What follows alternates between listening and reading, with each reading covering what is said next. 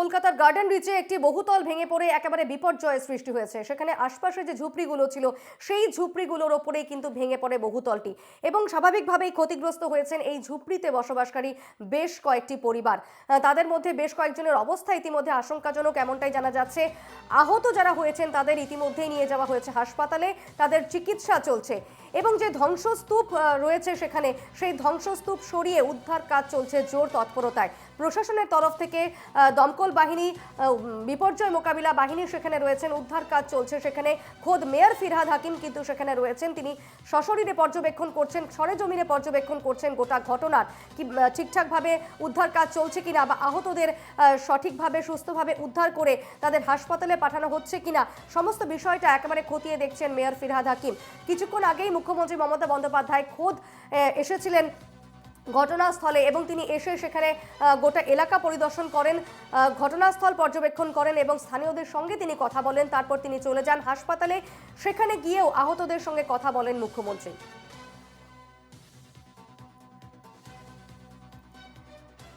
এবং ইতিমধ্যে রাজ্য সরকারের তরফে মৃতদের পরিবার পিছু 5 লক্ষ টাকা এবং আহতদের 1 লক্ষ টাকা করে আর্থিক সাহায্যের কথা ঘোষণা করা হয়েছে।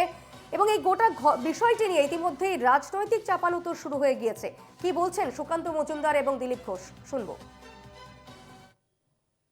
পশ্চিমবাংলায় বেআইনি বিল্ডিং ডেভেলপমেন্ট তো খুব হচ্ছে, তাতে কাউন্সিলর, এমএলএ, এমপি সবাই টাকা খাচ্ছে, লোকাল লিডাররা খাচ্ছে।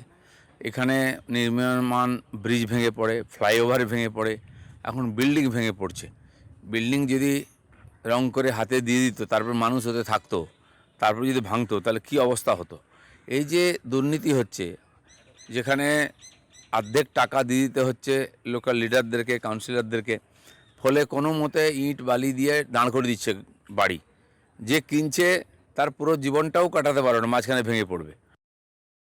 এই তো গোটা কলকাতাকে এইভাবে অবৈধ নির্মাণের যে টেন্ডার, সেটা তৃণমূল নেতারা দিয়ে রেখেছে। তৃণমূল নেতারা কী করবে? প্রতি স্কোয়ার ফিটে তো তারা পয়সা নেয়। তো প্রতি স্কোয়ার ফিটে যদি আপনি টাকা নেন, আপনার মেরুদণ্ডে জোর থাকবে এর বিরুদ্ধে প্রতিবাদ করার। আজকে ভাঙছে, 30 বছর পর আরও প্রচুর বাড়ি ভাঙবে। এখন একটা দুটো করে ভাঙছে। আপনি উত্তর কলকাতা যান, দক্ষিণ কলকাতা যান, চেতলাতে যান, কোথায় যাবেন? কোন জায়গা নেই যেখানে স্কোয়ার ফিটে কাউন্সিলররা টাকা নেয়নি? প্রত্যেক কাউন্সিলরকে স্কোয়ার ফিট কাউন্সিলর বলা হয়। এক একজন কাউন্সিলরের সম্পত্তি দেখলে মাথা খারাপ হয়ে যাবে। এক কাউন্সিলর তো পিডাব্লিউডির জায়গা দখল করে বাইপাস ধাবা বানিয়ে বসে আছে। জায়গাটাই অবৈধ, সরকারি জায়গা। এই তো কাউন্সিলর তৃণমূল কংগ্রেসের। আমরা কথা বলবো আমাদের প্রতিনিধি দেবরাজের সঙ্গে। দেবরাজ, এই মুহূর্তে কি আপডেট রয়েছে? দেখো, ঘটনাস্থলে তুমি যেটা প্রথমেই বলছিলে যে মুখ্যমন্ত্রী মমতা বন্দ্যোপাধ্যায় পরিদর্শন করে গিয়েছেন এবং তদারকি করছেন মেয়র ফিরহাদ হাকিম। তবে একদম খোদ মেয়র ফিরহাদ হাকিমের এলাকা, সেই জায়গায় থেকে কিন্তু তৎপরতা কিন্তু যথেষ্ট পরিমাণে। তবে তোমাকে জানিয়ে রাখবো, এই জায়গায় জুড়ে কিন্তু বিভিন্ন জায়গায় কিন্তু অবৈধ নির্মাণ রয়েছে এবং সেই নির্মাণ শুধুমাত্র আজকের এই শুধুমাত্র প্রশাসনের নজরে এসছে এমনটা নয়। বারবার অভিযোগ করার পরেও কিন্তু কোনো সুরাহা হয়নি এবং তারই ঘটনার মাসুল গুনতে হলো এই নিরীহ প্রাণগুলোকে।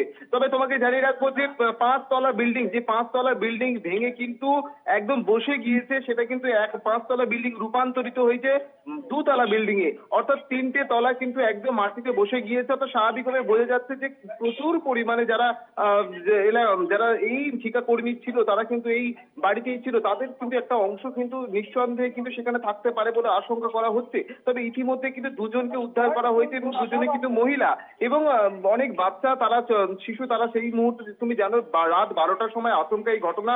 স্বাভাবিকভাবে সারাদিন মানুষ বিভিন্ন কাজকর্ম করলেও রাতের বেলা বাড়ি থাকে এবং সেই সময় কিন্তু যেহেতু আচমকা এই ঘটনাটা ঘটেছে, সেই কারণে নিঃসন্দেহে বাড়ির পরিবারের অনেকাংশে তারা বাড়িতেই ছিল এবং সেই জায়গা থেকে আপাতত 2জনকে উদ্ধার করা হলেও সেখানে আরো প্রচুর সংখ্যক মানুষ কিন্তু আটকে থাকতে পারে, এমনটাই কিন্তু স্থানীয়রা দাবি করছে। এবং এরই পাশাপাশি এনডিআরএফ এর কর্মীরা, তারা কিন্তু ঘটনাস্থলে কিন্তু এখনো পর্যন্ত উদ্ধার কার্য চালাচ্ছে। তবে তোমাকে এই পাশাপাশি বলে রাখবো যে এখনো প্রায় গতকাল থেকে আজ পর্যন্ত এখনো কিন্তু উদ্ধার কার্য চলছে, যেখানে সংবাদ মাধ্যমকে কোনো রকম ভাবে কিন্তু ঘেঁষতে দেওয়া হচ্ছে না।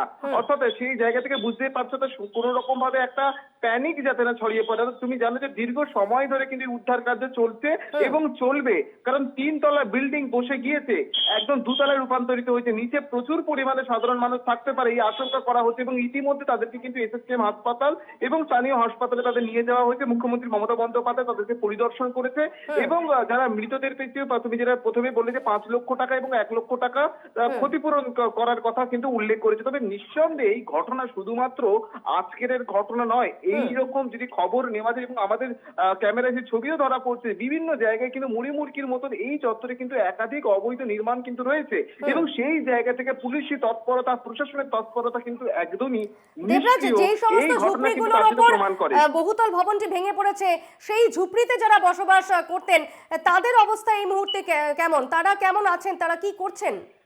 দেখো, নিঃসন্দেহে কিন্তু এই যে 5 তলা বিল্ডিং, সেই 5 তলা বিল্ডিং যেহেতু 2 তলা বিল্ডিং এখন রূপান্তরিত হয়েছে 3টে তলা একদম সরাসরি ভাবে মাটির নিচে, সেই জায়গা থেকে অনেকাংশ একটা আতঙ্কের তো পরিবেশ নিঃসন্দেহে রয়েছে এবং এই বিল্ডিং এর গা ঘেঁষা যে বাড়িগুলো ছিল স্বাভাবিকভাবে সেই বিল্ডিং এর ধ্বংসাবশেষ সেখানে গিয়ে পড়েছে এবং সেই জায়গা থেকে ক্ষতিগ্রস্ত হয়েছে এবং ক্ষতির যে পরিমাণটা এতটাই বেশি, সেখানে কিন্তু দুজনকে প্রাণ দিয়ে তার কিন্তু বলি চোকাতে হলো এবং এই ঘটনা নিঃসন্দেহে কিন্তু একটা প্রশাসনের কিন্তু নজরে কিন্তু আসার অনেক আগে থেকে কিন্তু বারবার আবেদন করা হয়েছিল এলাকার পক্ষ থেকে, কিন্তু কোনো রকম তৎপরতা কিন্তু চোখে পড়েনি। তবে এই ঘটনার পরে কিন্তু আরো অনেক বাড়ি কিন্তু এই রকম ভাবে কিন্তু আরো বড় কিছু দুর্ঘটনা হওয়ার জন্য কিন্তু প্রহর গুনছে এবং আমাদের ক্যামেরাটা ছবিও ধরা পড়ছে। বিভিন্ন বাড়ি, এখানে একাধিক বাড়ি প্রায় গায়ে গায়ে ঘেঁষা, সেই জায়গা থেকে প্রত্যেকটা যে অবৈধ একদমই। নির্মাণ, ধন্যবাদ সেটা আপাতত কিন্তু দেবরাজ, এই খবরে নজর রেখো, আবারও আপডেট নেব তোমার কাছে।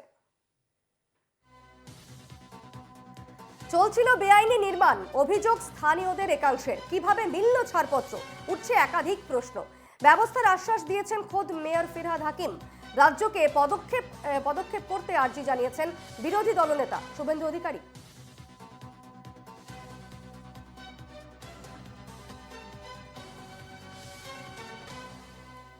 ইতিমধ্যেই টুইট করে রাজ্যকে ব্যবস্থা নেওয়ার পদক্ষেপ করার আর্জি জানিয়েছেন শুভেন্দু অধিকারী এবং এই যে গার্ডেন রিচে যে বহুতল নির্মাণ হচ্ছিল, সেই নির্মাণ যে ভেঙে পড়লো, এই নির্মাণ যে অবৈধ ছিল সে কথা স্বীকার করেছেন খোদ মেয়র ফিরহাদ হাকিম এবং স্বীকার করেছেন খোদ মুখ্যমন্ত্রীও।